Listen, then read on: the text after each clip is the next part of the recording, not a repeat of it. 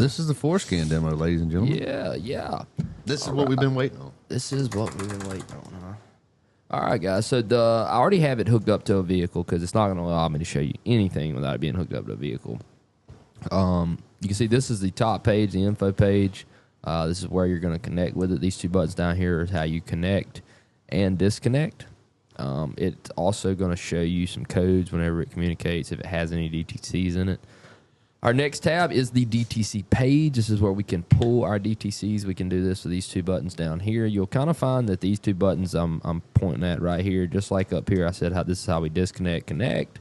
DTCs, this is how we work it. You'll find that everything is kind of ran off that little menu right there. So after DTCs, we have a function that everybody says is super useful, but I really struggle to find a single way to use it in my day-to-day life that's useful. I don't know. I really want to learn how to do this thing Chuck was telling us about like how you can check timing and compression with an oscilloscope. I think that's really, really interesting.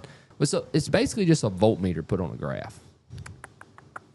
It's used to look at things. Well, it's kind of crazy to think that you could take an oscilloscope and hook it around the battery, and you can look at the way the current draws on a scale and actually be able to tell if the compression is down on a cylinder, if the engine's out of time. I mean, you could tell what's going on with the engine simply by placing a amp meter around your battery and spinning the engine over and seeing what the spin looks like. This is like basically a where you can do self-test. So it's the same thing. Modules. Yeah, it's the same thing as DTCs, like when we just pull all of them, except in this, we're going to actually run a self-test on the module. So what that means is we're going to send a signal to that module saying, hey, I'm wanting to check you, and that module is supposed to send us a bunch of signals back saying, hey, this is okay, that's okay, this is okay. It's actually going through a test, whereas DTCs, you typically don't test every module. It just pulls what's already stored in the module. It doesn't actually run through those self-tests. Like, for instance, if you do a key on engine off self-test with Forscan here, you would hear the cooling fans run. You would hear, like sometimes they want you to hit the cruise control buttons and tow haul and move the steering wheel, stuff like that, so that it can see if there's any problems it wasn't aware of. Moving on after that, we're going to have our next two sections are probably our most important. Now, the next one is the wrench icon. It's the service functions, and this is where you're going to find any and all service functions that we can do.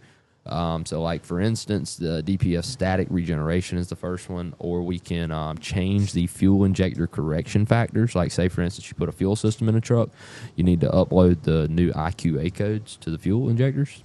This is where you do it.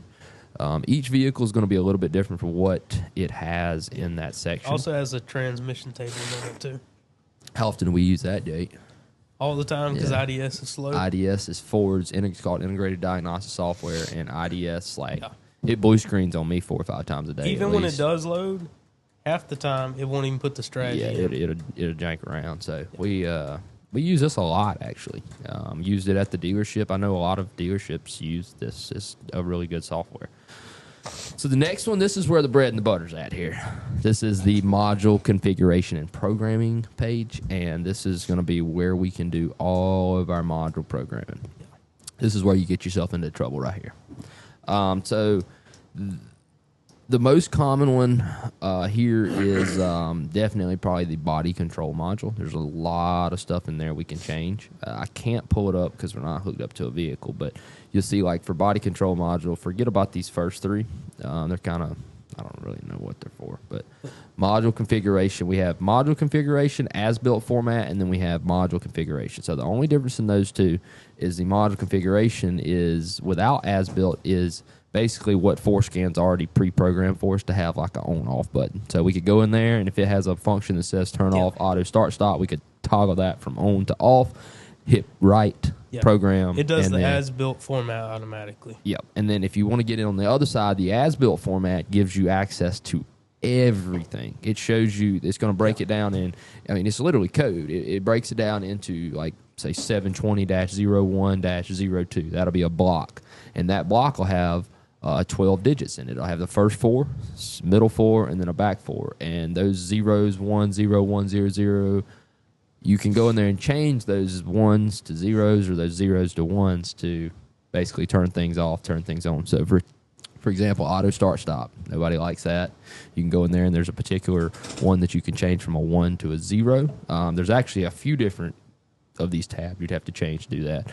You can do the Bambi mode's a really popular one where high beams come on, high beams, low beams, and fog lights all go at the same time. Yeah.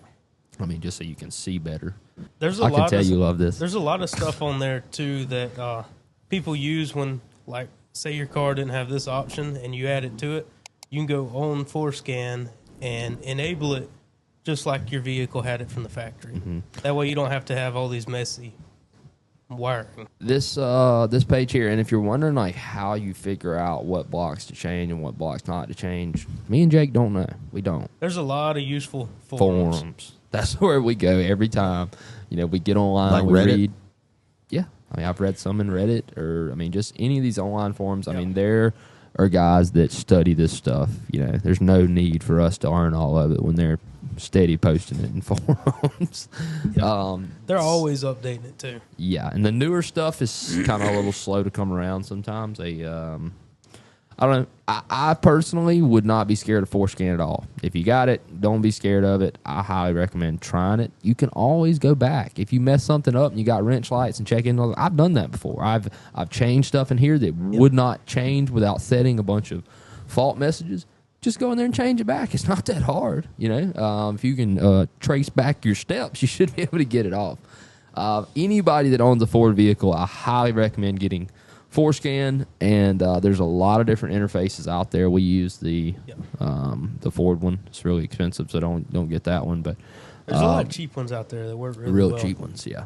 And I mean, how Forscan much? Forscan's what, like cheap. $15 a year? I think they have they have like a demo version. They don't have all the functions, but it's free. But the other one's not but like $10 or $15 a year, I think.